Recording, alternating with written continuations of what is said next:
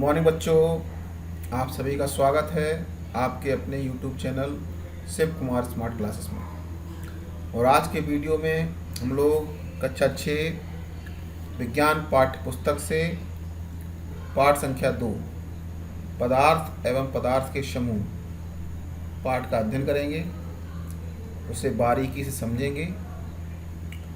ठीक है, तो सभी लोग जो हैं बच्चे कॉपी कलम लेकर बैठें और इम्पोर्टेंट चीज़ों को नोट करते हुए चले जाएं। ठीक है, नोट करेंगे तो माइंड में वो चीज़ें सेट हो जाती हैं और हमें रटने की ज़रूरत नहीं पड़ती है।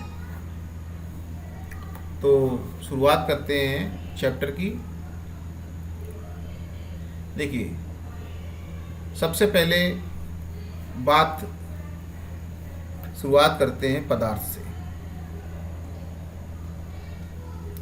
यानी पदार्थ किसे कहते हैं। ठीक है, यानी पदार्थ की क्या परिभाषा है, पदार्थ किसे कहते हैं। बच्चों, हमारे आसपास की सभी वस्तुएं, जो भी हमारे आसपास वस्तुएं दिखाई दे रही हैं, जिनमें भार होता है और स्थान घेरती है। ठीक है, यानी भार होता है और स्थान घेरती हैं और जिसका हम ज्ञानेंद्रियों द्वारा एहसास किया जा सकता है। ज्ञानेंद्रियां हमारी 5 होती हैं: आँख, नाक, कान, जीभ तथा त्वचा। यानी इन 5 ज्ञानेंद्रियों के द्वारा हम उसका एहसास कर सकते हो, वो स्थान घेरती हो, उसके अंदर भार हो, तो ऐसी चीज़ें क्या कहलाएगी, हमारी पदार्थ कहलाएगी। ठीक है, पदार्थ समझ में आया। यानी हमारे आसपास की सभी वस्तुएं जिनमें भार होता है, जो स्थान घेरती हैं तथा जिसका ज्ञानेंद्रियों द्वारा एहसास किया जा सकता है, पदार्थ कहलाती हैं। प्रत्येक पदार्थ स्थान घेरता है, प्रत्येक पदार्थ स्थान घेरता है तथा उसमें भार होता है। कोई भी पदार्थ ले लीजिए, जैसे मान लीजिए अपनी लोहा ले लीजिए, किताब ले लीजिए, बालू ले लीजिए, कुछ भी, ये सभी देखिए स्थान घेर रहे हैं, है ना। और इसमें एक भार भी होता है और इसे हम ज्ञानेंद्रियों द्वारा इसका एहसास भी कर सकते हैं, छू कर, देख कर, सूंघ कर, है ना। तो ये सभी की सभी चीज़ें क्या हैं, पदार्थ हैं। हमारे आसपास जो भी वस्तु दिखाई देती है वो सभी पदार्थ हैं। ठीक है, अब बात करते हैं वर्गीकरण। यानी वर्गीकरण किसे कहते हैं। वर्गीकरण वस्तुओं को उनके सामान्य लक्षणों के आधार पर अलग अलग समूह में व्यवस्थित करना की क्रिया को वर्गीकरण कहते हैं। ठीक है, वस्तुओं को उनके सामान्य लक्षणों के आधार पर अलग अलग समूह में व्यवस्थित करने की क्रिया को वर्गीकरण कहते हैं। कोई भी पदार्थ है, अगर उसका हम वर्गीकरण कर दें, भाई इस गुण के आधार पर हम ये हैं, इस गुण के आधार पर ये हैं। जैसे कि सपोज दैट, मान लीजिए छोटा सा एग्जांपल लेते हैं कि मान लीजिए पानी में घुलनशील और पानी में अघुलनशील। ठीक है, तो पानी में घुलनशील पदार्थ की एक सूची बना लीजिए, एक पानी में अघुलनशील पदार्थ की सूची बना लीजिए। तो घुलनशील और अघुलनशील क्या है, एक तरीके से वर्गीकरण हो गया पदार्थ का। इसी प्रकार बहुत सारे वर्गीकरण हैं जो हम पदार्थ के वर्गीकरण आगे के चैप्टर में हम लोग समझेंगे। ठीक है, तो वर्गीकरण कई प्रकार के होते हैं। तो उसमें सबसे पहला वर्गीकरण आता है पदार्थ की बाह्य संरचना के आधार पर। कैसी, पदार्थ की बाह्य संरचना के आधार पर अगर हम वर्गीकरण करते हैं तो उसे भौतिक वर्गीकरण कहते हैं। पदार्थ की बाह्य, देखिए ध्यान से सुनिए, पदार्थ की बाह्य संरचना के आधार पर वर्गीकरण क्या कहलाता है, हमारा भौतिक वर्गीकरण कहलाता है। ठीक है, ये तो बाहर की बात हो गई, यानी बाह्य संरचना। अगर बाह्य संरचना की जगह अगर आंतरिक संरचना की बात करें, उसका इंटरनल स्ट्रक्चर, तो आंतरिक संरचना के आधार पर अगर हम वर्गीकरण करते हैं तो हमारा रासायनिक वर्गीकरण कहलाता है। ठीक है, यानी बाह्य संरचना के आधार पर वर्गीकरण करें तो भौतिक वर्गीकरण कहलाएगा, और आंतरिक संरचना के आधार पर वर्गीकरण करें तो रासायनिक वर्गीकरण कहलाएगा। ठीक है। अब बात करते हैं तत्व। तत्व किसे कहते हैं? देखिए, तत्व जो हैं ऐसे उन शुद्ध पदार्थों को, कैसे शुद्ध पदार्थों को कहते हैं जो केवल एक ही तरह के परमाणुओं से बने होते हैं। ठीक है। तत्व कैसे होते हैं? ऐसे उन शुद्ध पदार्थों को कहते हैं जो केवल एक ही तरह के परमाणुओं से बने होते हैं। तत्व कैसे होते हैं? एक ही तरह के परमाणुओं से बने होते हैं। ठीक है। कैसे? किस तरह के? एक तरह के परमाणु, अलग अलग तरह के परमाणु नहीं, एक ही तरह के परमाणुओं से बने होते हैं तत्व। ठीक। और रासायनिक वर्गीकरण के अंतर्गत क्या होता है? रासायनिक वर्गीकरण के अंतर्गत पदार्थ को हम तत्व, यौगिक एवं मिश्रण में विभाजित करते हैं। यानी रासायनिक वर्गीकरण की बात करें तो कौन से तत्व हैं, कौन से यौगिक हैं, कौन से मिश्रण हैं, तो इनमें इसको हम विभाजित कर सकते हैं तत्व। ठीक है। अब आगे बढ़ते हैं। पदार्थ की अवस्थाओं के आधार पर वर्गीकरण, यानी पदार्थ की अवस्थाओं के आधार पर। देखिए, वर्गीकरण कई तरीके से होता है पदार्थों का वर्गीकरण। तो उसमें एक पहला तरीके का पदार्थ का वर्गीकरण है अवस्थाओं के आधार पर। ठीक। तो अभी हम लोग अवस्थाओं के आधार पर पढ़ेंगे कि अवस्थाओं के आधार पर कितने प्रकार के पदार्थ हमारे होते हैं। तो प्रत्येक पदार्थ की 3 भौतिक अवस्थाएं होती हैं। कितनी भौतिक अवस्थाएं होती हैं? 3 भौतिक अवस्थाएं। ठीक है। कौन कौन सी अवस्थाएं होती हैं? 3। ठोस, द्रव और गैस। ठीक है। ठोस, द्रव और गैस। जैसे एक एक एग्जांपल है। ठोस क्या है हमारा? मान लीजिए लोहे की गेंद,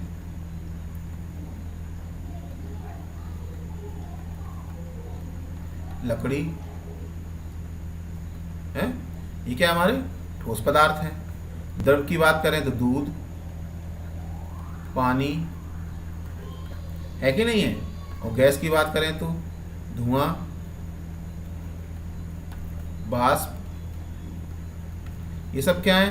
हमारे गैस पदार्थ हैं। ठीक है। तो पदार्थ जो हमारे भौतिक अवस्थाएं पदार्थ कितनी होती हैं? प्रत्येक पदार्थ की 3 भौतिक अवस्थाएं होती हैं, ठोस, द्रव और गैस। अब हम लोग ठोस, द्रव और गैस को बारी बारी से समझेंगे और उसके बारे में अध्ययन करेंगे। तो ठोस, चलिए ठोस के बारे में पढ़ते हैं। ठोस में क्या होता है? देखिए, कोई चीज़ ठोस है, जैसे मान लीजिए तो कोई पदार्थ होती है, कोई पदार्थ हमारा होता है तो उसमें बहुत सारे अणु होते हैं। ठीक है। तो ठोस पदार्थों की खासियत क्या होती है? जो अणु जो होते हैं वो आपस में बहुत पास पास होते हैं। ठीक है। जब देखिए कैसे होते हैं? पास पास, बिल्कुल पास पास, बहुत पास पास।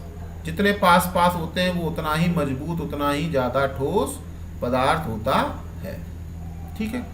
अब देखिए जब क्या होगा, जब 2 अणु जो हैं बिल्कुल पास पास होंगे, 2 अणु बिल्कुल पास पास हैं, तो क्या होगा? इनके बीच में लगने वाला जो है आकर्षण बल कैसा होगा? आकर्षण बल जो है बहुत ही हमारा स्ट्रांग होगा, यानी मजबूत होगा। ठीक है। जब आकर्षण बल मजबूत होगा तो वो आपस में उसको क्या करेंगे? बांधे रखेंगे, यानी अलग अलग अणुओं को नहीं होने देंगे। तो जितना आकर्षण बल अधिक होगा उतना ही पदार्थ अत्यधिक ठोस होगा। तो इसमें क्या होता है? आपसी आकर्षण बल कैसा होता है? बहुत अधिक होता है। आकर्षण बल बहुत अधिक होता है जो इन्हें एक साथ बांधे रहता है, इन्हें बिखरने नहीं देता है, एक साथ बांधे रहता है। ठीक है। इस वजह से ये ठोस पदार्थ होते हैं। ठीक है। तो क्या समझ में आया? ठोस पदार्थों के कण या अणु जो होते हैं बहुत पास पास होते हैं और इनमें जो है आपसी आकर्षण बल क्या होता है? बहुत अधिक होता है जो इन्हें एक साथ बांधे रखता है। ठीक है। और समझते हैं ठोस पदार्थों के बारे में। ठोस पदार्थों के कण क्या होते हैं? अपने स्थान पर लगभग स्थिर होते हैं। कैसे होते हैं? स्थिर, यानी चलायमान नहीं होते हैं, गतिमान नहीं होते हैं। कण जो होते हैं लगभग स्थिर रहते हैं। अब स्थिर रहेंगे तो सीधी सी बात है क्या होगा? तो स्थिर रहेंगे इसका मतलब उनकी आकृति भी निश्चित होगी और आयतन भी निश्चित होगा। ठीक है। इसलिए ठोस पदार्थों क्या होती है? आकृति और आयतन दोनों ही निश्चित होते हैं। ध्यान दीजिए, ठोस पदार्थों के आकृति और आयतन। आकृति का मतलब कोई चीज़ है, मान लीजिए ये उसकी आकृति है, ठीक। तो ठोस पदार्थ की आकृति कहीं भी रखिए, किसी भी जगह रखिए, वो सेम रहेगी। और जो इसका जो आयतन है, आयतन भी क्या होगा, सेम ही रहने वाला है, ठीक है, बदलेगा नहीं आयतन। तो आकृति एवं आयतन दोनों ही कैसे होते हैं, निश्चित होते हैं, ठीक है। क्यों होते हैं, क्योंकि ठोस पदार्थों के कण क्या होते हैं, अपने स्थान पर लगभग स्थिर होते हैं। चलिए द्रव को समझते हैं। द्रव के जो अणु होते हैं वो ठोसों की तुलना में थोड़ा दूर दूर होते हैं, ठीक है, ठोसों की तुलना में दूर दूर होते हैं, जिसके कारण इनके अणुओं में आपस में लगने वाला जो आकर्षण बल होता है वो ठोस की तुलना में कम होता है, ठीक है। जो आकर्षण बल लगता है वो क्या करता है, इन्हें एक साथ बांधे रखता है। कैसे करता है, एक साथ बांधे रखता है। इसी कारण जो है द्रव पदार्थों की आकृति निश्चित नहीं होती है, ठीक है। किंतु इनके कण जो है एक सीमा में बंधे रहते हैं। इनके कण क्या होते हैं, एक सीमा में बंधे रहते हैं, आपस में बॉन्डिंग रहती है, यानी कमजोर सही लेकिन आपस में बॉन्डिंग रहती है, जिसके कारण जो होते हैं इनका आयतन निश्चित रहता है, ठीक है। तो ध्यान देने वाली बात क्या है कि द्रव पदार्थ जो होते हैं उनके अणु जो होते हैं ठोस की अपेक्षा कुछ दूर दूर होते हैं, जिनके कारण उनमें आकर्षण बल ठोसों की अपेक्षा कैसा होता है, कम होता है, और ये एक दूसरे से बॉन्ड में बने रहते हैं, यानी बिखरते नहीं हैं ये। इस वजह से क्या होता है, इनकी आकृति निश्चित तो नहीं होती है लेकिन आयतन निश्चित रहता है, ठीक है। और देखिए द्रव की खासियत क्या है, किसी द्रव को अगर हम गर्म करें, ठीक है, द्रव को गर्म करने पर क्या होता है, वह गैस में बदल जाती है। जैसे मान ली पानी को गर्म करते हैं तो पानी से भाप उठती ही नहीं उठती है, और उसे गर्म करते रहें करते रहें तो क्या होगा, एक टाइम पानी खत्म हो जाएगा। सारा पानी कहाँ गया, सारा का पानी आपका गैस बन गया, ठीक है। तो द्रव को गर्म करने पर क्या होता है, वह गैस में बदल जाता है। चलिए गैस को समझते हैं। देखिए हमने पढ़ा था ना, पदार्थ की कितनी अवस्था होती हैं, 3 अवस्था होती हैं, ठोस, द्रव और गैस। तो अब गैस के बारे में पढ़ लेते हैं। गैस में क्या होता है, तो गैस के अणु क्या होते हैं, द्रव की अपेक्षा भी बहुत दूर दूर होते हैं, बहुत दूर दूर, ठीक है। और इनमें इनके बीच में जो लगने वाला आकर्षण बल है वो कैसा होता है, वो नहीं के बराबर होता है,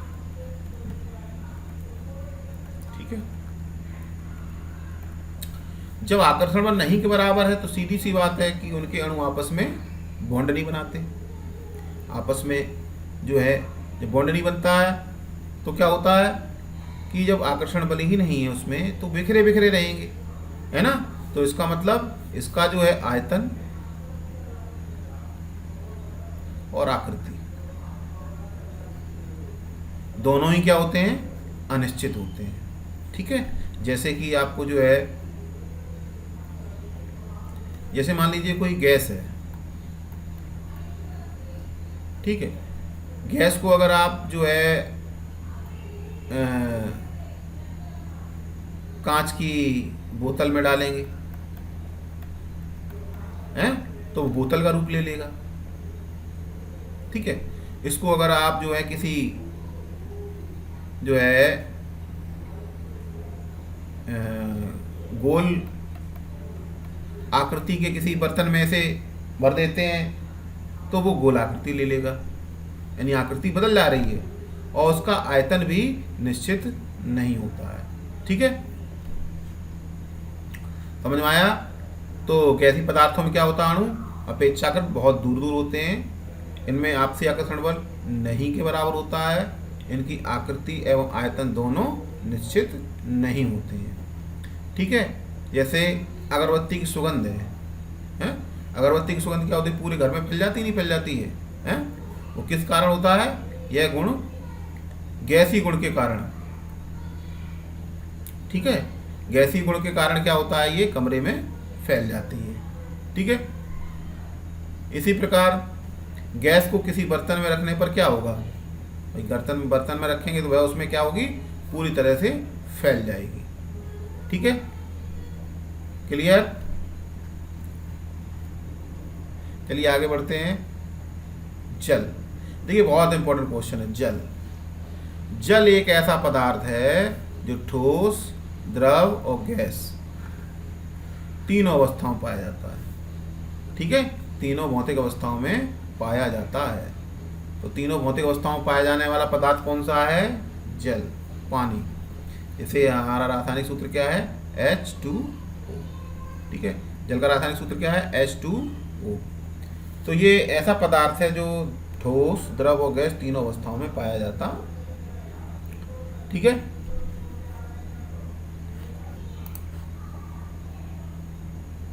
चलिए आगे बढ़ते हैं। जल में घुलनशीलता के आधार पर वर्गीकरण। ठीक है, तो जल में घुलनशीलता के आधार पर हम वर्गीकरण करेंगे तो पदार्थ हमारे दो प्रकार के होते हैं। कितने प्रकार के होते हैं, पदार्थ हमारे दो प्रकार के होते हैं। कौन कौन से होते हैं, एक तो हमारा घुलनशील पदार्थ और एक हमारा अघुलनशील पदार्थ। मतलब जो पानी में घुल जाए वो घुलनशील पदार्थ, जो पानी में ना घुले वो हमारा अघुलनशील पदार्थ। ठीक है, जैसे कि ये हमारा गिलास है, इसमें पानी भरा हुआ है। ठीक है, अगर इसमें हम चीनी के दाने डालें तो ये पानी में घुल जाएगी। ठीक है, घुलेगा कि नहीं घुलेगा, सीधी सी बात है, चीनी पानी में घुल जाती है। तो ठीक है, तो क्या कहेंगे हम, चीनी जो है पानी में घुलनशील है। इसकी जगह अगर हम पानी में बालू डालें, पानी में अगर हम बालू डालें, बालू, तो क्या घुल जाएगी, नहीं घुलेगी। यानी कहने का मतलब बालू जो है पानी में घुलनशील नहीं है, जबकि चीनी अगर हम डालते हैं तो चीनी पानी में घुल जाती है। ठीक है, चलिए एक चीज़ और समझ लेते हैं। जब इसकी बात कर ही रहे हैं तो एक चीज़ समझते हैं, बहुत ही इंपॉर्टेंट चीज़ है। जैसे कि ये है, इसमें एक तो चीनी है, पानी है। चीनी में पानी मिलाने में क्या बन जाता है, शरबत बन जाता है कि नहीं। और गर्मियों में शरबत पीने में तो आनंद ही अलग है। तो देखिए इसमें समझते हैं, ये पानी है, ये चीनी है, और इसे मिलाने पे बन गया शरबत। ठीक, तो देखिए इसमें चीनी क्या है, पानी क्या है और शरबत क्या है। देखिए चीनी तो हमारा है विलेय पदार्थ। क्या है, विलेय पदार्थ, क्योंकि कौन विलेय हो रहा है, पानी में चीनी विलेय हो रही है, चीनी घुल रही है, तो विलेय पदार्थ हमारा क्या हो गया, चीनी। और घोल कौन रहा है चीनी को, पानी। तो हमारा पानी क्या हो गया, हमारा विलायक। ठीक है, पानी क्या हो गया, विलायक, और चीनी क्या होगी, विलेय। कहने का मतलब विलायक विलेय को घोल देता है, और उसके बाद प्रोडक्ट जो तैयार होता है, जैसे शरबत तैयार हुआ, उसे बोलेंगे विलेयन। क्या बोलेंगे, विलेयन। समझ में आया, विलेय, विलायक और विलेयन। चीनी हमारी विलेय पदार्थ है, पानी हमारा विलायक है जो चीनी को घोल रहा है, और विलेय और विलायक के संयोग से जो है हमारा विलेयन तैयार हो जा रहा है, यानी शरबत हमारा विलेयन है। ठीक है, तो देखिए हमने क्या समझा, किसी द्रव में जैसे जल में घुलने वाले पदार्थों को घुलनशील या विलेय पदार्थ कहते हैं। जैसे चीनी है, घुलनशील है, तो चीनी क्या है, हमारा विलेय पदार्थ है। ठीक है, इसी प्रकार किसी द्रव में जैसे पानी में ना घुलने वाले पदार्थ को अघुलनशील पदार्थ कहते हैं। जैसे हमारा बालू है, लकड़ी का बुरादा है, पानी में घुलेगा, नहीं घुलेगा, तो ये क्या है, दोनों ये हमारे अघुलनशील पदार्थ हैं। ठीक है, अब देखिए इसमें कुछ चीज़ें ऐसी होती हैं, जैसे कुछ पदार्थ ऐसे होते हैं जो एक द्रव में घुलनशील होते हैं परंतु दूसरे द्रव में अघुलनशील होते हैं। ठीक है, कुछ पदार्थ ऐसे होते हैं जो एक द्रव में तो घुलनशील है पर दूसरे द्रव में घुलनशील नहीं होता है, यानी अघुलनशील होता है। जैसे कि नमक है, नमक क्या है, पानी में घुलनशील है। नमक को पानी में डालेंगे क्या होगा, घुल जाएगा। पर अगर मिट्टी के तेल में डाल देंगे, मिट्टी का तेल यानी केरोसिन ऑयल, मिट्टी के तेल में डाल देंगे तो वो घुलेगा नहीं। यानी नमक मिट्टी के तेल में क्या होता है, अघुलनशील होता है। ठीक है, यानी कुछ पदार्थ ऐसे होते हैं जो एक द्रव में तो घुलनशील हैं पर दूसरे द्रव में घुलनशील नहीं होते हैं। ठीक, अब देखिए हमारा नेक्स्ट टॉपिक है, जो नया नेक्स्ट वर्गीकरण है वो जल के सापेक्ष भार के आधार पर। जल के सापेक्ष भार के आधार पर, जल के सापेक्ष भार का मतलब है जल से या तो भारी होगा या जल से हल्का होगा। ठीक है, तो सीधी सी बात है, जो वस्तुएं जल में सामान्यतः तैरती हैं, मान लीजिए कोई वस्तु है वो तैर रही है, सीधी सी बात है वो जल से हल्की है ना, जल से हल्की है तभी तो वो तैर रही है। और जो डूब जाती है वो हमारी कैसी है, जल से भारी है। जैसे हमारी लोहे की कील है, लोहे की कील, पानी में डालो क्या होगा, डूब जाएगी, है ना। तो लोहे की कील क्या है, हमारी जल से भारी है। जबकि एक जहाज, कितना बड़ा जहाज होता है और वो तैरता रहता है, क्योंकि जहाज का जो आकृति होती है तो जहाज द्वारा जो है पानी हटाया जाता है ना, वो उस जहाज से ज़्यादा होता है। सीधी सी बात है, जहाज की वजह से, यानी वो ज़्यादा हटा रही है, तो इसलिए जो है जहाज हमारा जो है नहीं डूबता है। ठीक है,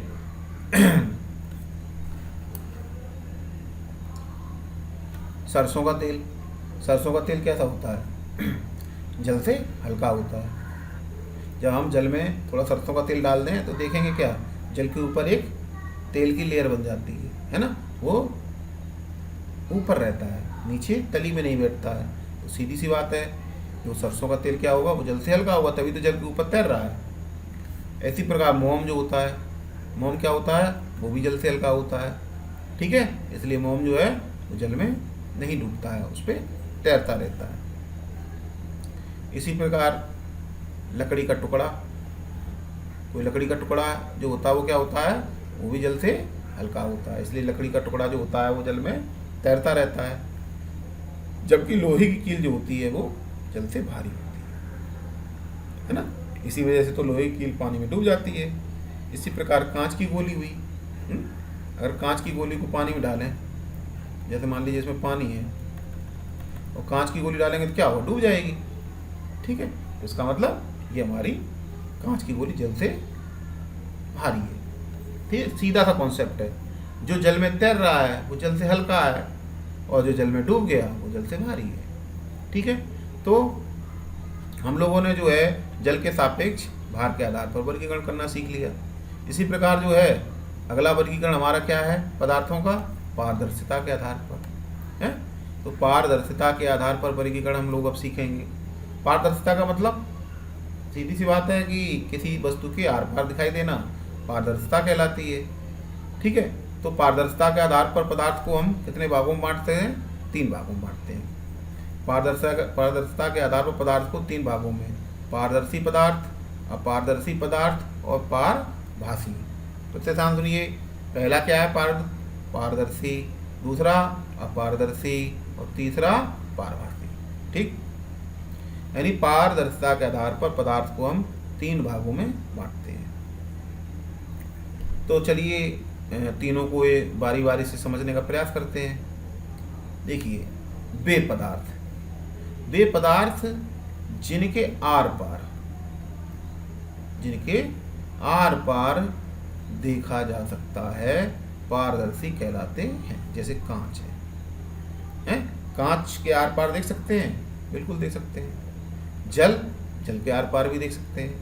तो कांच और जल क्या है, पारदर्शी पदार्थ हमारे हैं। ठीक है, यानी वे पदार्थ जिनके आर पार देखा जा सकता है पारदर्शी पदार्थ कहलाते हैं। जैसे हमारा जल है, कांच है, ये सारे के सारे हमारे कैसे हैं? पारदर्शी पदार्थ हैं। इसी प्रकार वे पदार्थ जिनके आर पार नहीं देखा जा सकता, ठीक है, आर पार नहीं देख सकते, तो वे हमारे कैसे कहलाते हैं? अपारदर्शी पदार्थ कहलाते हैं। जैसे लकड़ी है, क्या लकड़ी के आर पार देख सकते हैं? नहीं देख सकते। कागज है, कागज के आर पार देख सकते हैं? नहीं देख सकते। तो ये कैसे हैं? अपारदर्शी पदार्थ हैं, ठीक है। अब तीसरे नंबर का पदार्थ जो हमारा होता है कैसा होता है? पारभासी। तो पारभासी कौन सा होगा? यानी जिसका मतलब मिक्स वाली चीज होगी दोनों की, पारदर्शी और अपारदर्शी का बीच की कड़ी। यानी वे पदार्थ जिनके द्वारा धुंधला या आंशिक रूप से आर पार देखा जा सकता है, यानी वे पदार्थ जिनके द्वारा धुंधला या आंशिक रूप से आर पार देखा जा सकता है, पारभासी कहलाते हैं। पूरा क्लियर भी नहीं और बिल्कुल भी नहीं, बीच का, मतलब कि धुंधला या आंशिक रूप से देखा जा सके, तो वे पारभासी कहलाते हैं। जैसे तेल लगा कागज, अगर कागज में हम तेल लगा दें और फिर देखें तो सूर्य का प्रकाश कुछ जो है आर पार होता है, हमें हल्का हल्का सामने की तस्वीर दिखाई देती है। इसी प्रकार पेंट लगा कांच, अगर कांच में पेंट लगा दें तब भी क्लियर नहीं दिखाई देगा, लेकिन थोड़ा सा हमको आंशिक रूप से दिखाई देगा।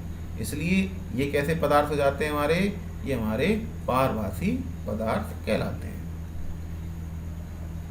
अब अगला वर्गीकरण हमारा पदार्थ का कौन सा है?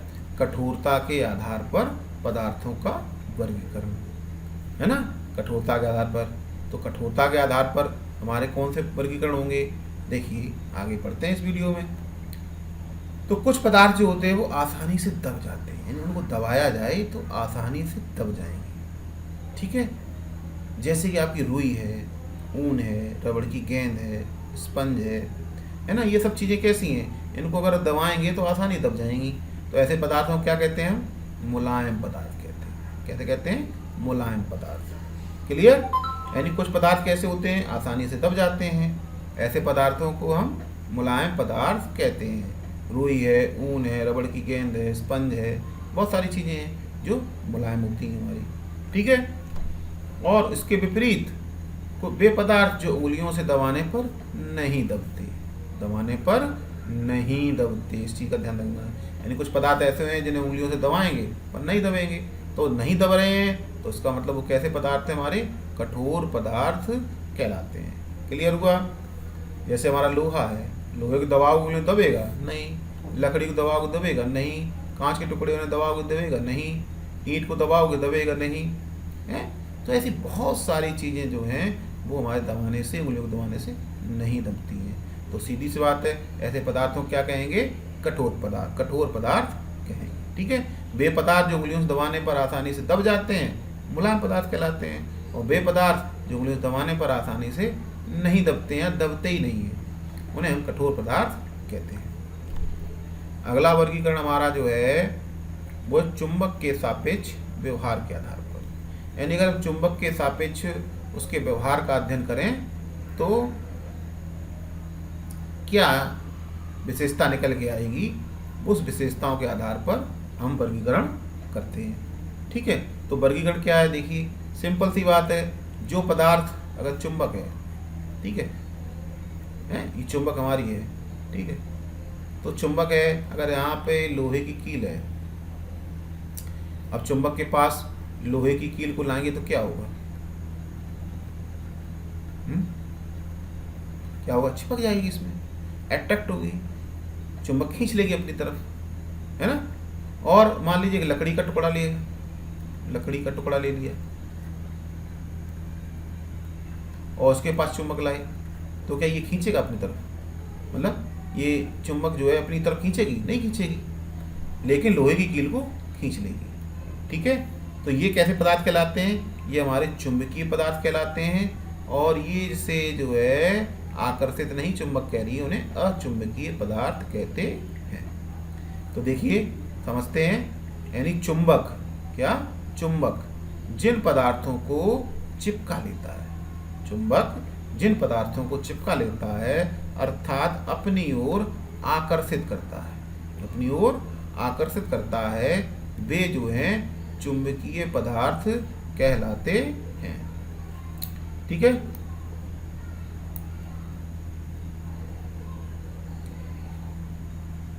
आगे देखिए, जैसे हाँ ये चुंबकीय पदार्थ हो गए, जैसे लोहा है, निकेल है, कोबाल्ट है, ये सब क्या है, हमारे चुंबकीय पदार्थ हैं।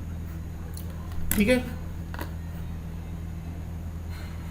और उसके विपरीत अगर हम बात करें, जिन पदार्थों को चुंबक नहीं चिपकाता है, जिन पदार्थों को चुंबक नहीं चिपकाता है, यानी अपनी ओर आकर्षित नहीं करता, आकर्षित नहीं करता है, उसे अचुंबकीय पदार्थ कहते हैं। ठीक है, यानी चुंबकत्व के आधार पर हो गया हमारा चुंबकीय पदार्थ और अचुंबकीय पदार्थ। जैसे लकड़ी है, कपड़ा है, सोना है, चांदी है, ये क्या है, ये अचुंबकीय पदार्थ हैं। ये चुंबक के पास लाएंगे तो आपस में नहीं चिपकाएंगे, यानी चुंबक उसे अपनी तरफ आकर्षित नहीं करेगी। ठीक है, तो हम चुंबकत्व के आधार पर हमारे दो प्रकार के पदार्थ हो गए, चुंबकीय पदार्थ और अचुंबकीय पदार्थ। तो बच्चों, आज की वीडियो में इतना ही, और उम्मीद करते हैं आपने पदार्थ के बारे में समझा होगा, पदार्थ को समझा होगा, है ना। पदार्थ किसे कहते हैं, पदार्थ क्या हैं, पदार्थ के आपने विभिन्न तरीकों से उनके वर्गीकरण को समझा होगा। तो उम्मीद करता हूँ ये वीडियो आपको अच्छा लगा होगा और आपने इस वीडियो का पूरा लाभ लिया होगा, और उम्मीद करता हूँ कि इस वीडियो का लाभ आप अपने दोस्तों को भी दिलवाएंगे, उन्हें भी बताएंगे, इससे वो भी ये वीडियो देखें और इस पाठ का लाभ ले सकें। ठीक है बच्चों, मिलते हैं अगले वीडियो में। थैंक्स फॉर वॉचिंग, धन्यवाद।